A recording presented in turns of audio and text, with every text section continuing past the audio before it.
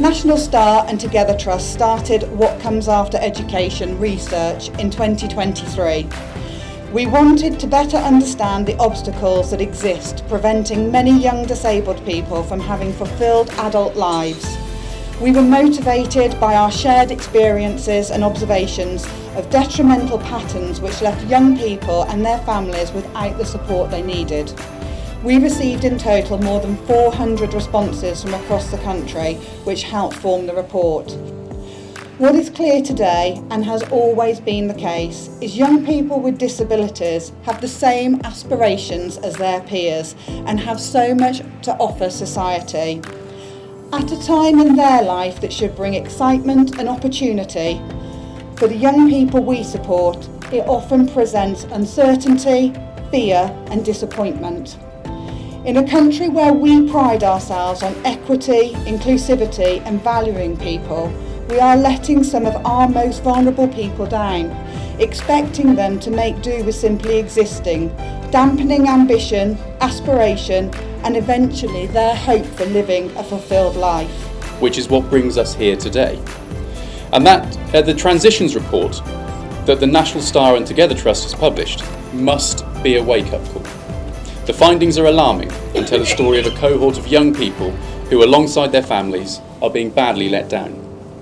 My most recent visit, of course, was at a pre-election general election hustings. Now, those students told me that all they wanted was access to a fair system that gives them more control over their destiny, to be able to have certainty about what happens when their education finishes, to know that there's a prospect of a home that meets their needs when they finish their education, to have the prospect of living in a place where they feel comfortable, to have the chance to pursue further study, and to receive appropriate levels of support to meet their needs. Now, we need to be very clear. Those are not wildly outrageous desires and demands.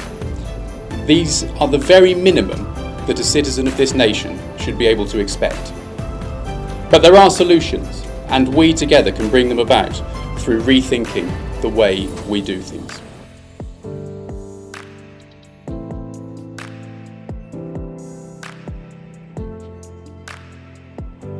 In 2017, I started to look for an alternative educational setting that will fit my son's diagnosis of autism and other complex needs, as his previous special school had failed him badly. The only way he could get the correct specialist support was for us to move south, which was a massive upheaval both on myself, my son, my family and financially. But I was determined to find the best educational setting possible. That is what he's legally entitled to, and we all want the best for our children, don't we? My son doesn't have the vocabulary to accurately say what he needs and wants. He depends on me to advocate for him. Despite my best efforts, no one listened to me. I kept going, and eventually the authorities listened and they understood. My son has had an education, health and care plan since the age of 5. He's not a surprise to the system, yet there was no planning, no joining up working with the professionals.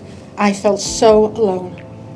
Eventually I found the Together Trust, which provided my son with 7 happy years of specialist schooling because they listened and they could support my son's needs.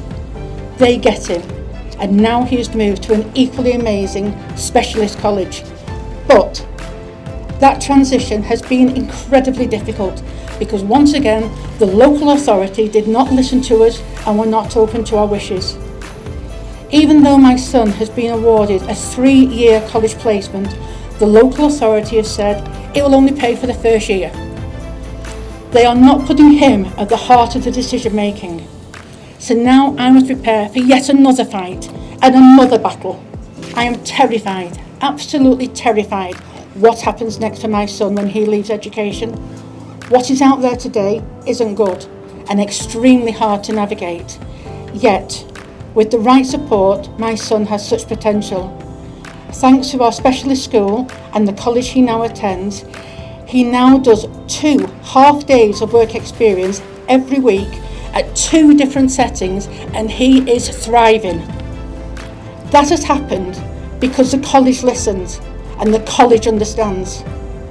We as parents do our homework to find these settings, and we do not take no for an answer. We continue to fight for our children to give them the best outcomes, because if we don't speak up for them, nobody else will. My name is Elliot Caswell. I am 25 years old.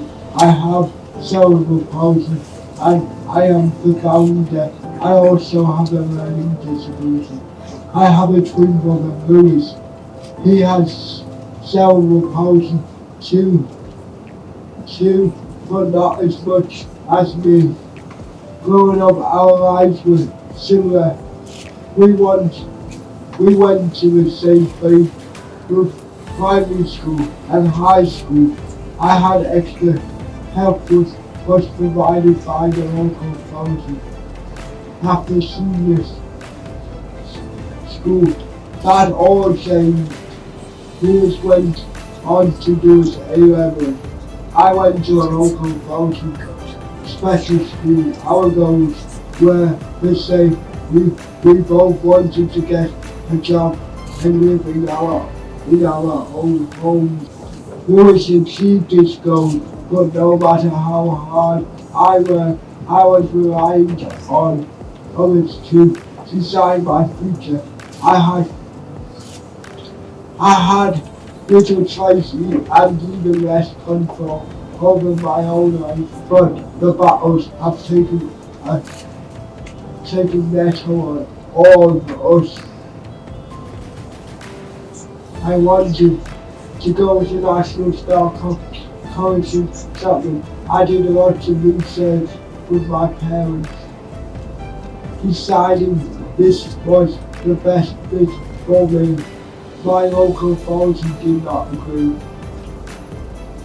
I had to go to Sen Tribunal. This took a lot of time and effort, and it was very stressful. Right now I'm happy with my life, but my future is still uncertain. My work placement ends in April. I don't know what the future holds. I don't want to be dependent on my parents. I have a lot to offer. She was a residential student at National Star. It took National Star at least a year to undo the damage done by secondary mainstream education.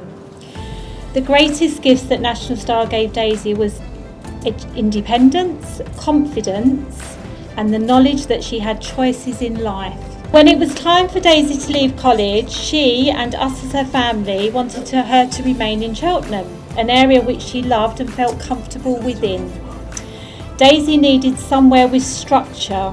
We were told by our social worker, there is nothing and there won't be anything in our own borough. When Daisy was asked, where do you see yourself upon leaving college, she responded, living in a house with a few friends and still seeing my parents.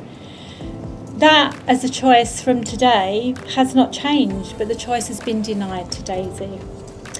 We withdrew Daisy from her residential placement in Cheltenham, where she wanted to live, after only 3 weeks. She had lost 1.5 stone in weight in that time.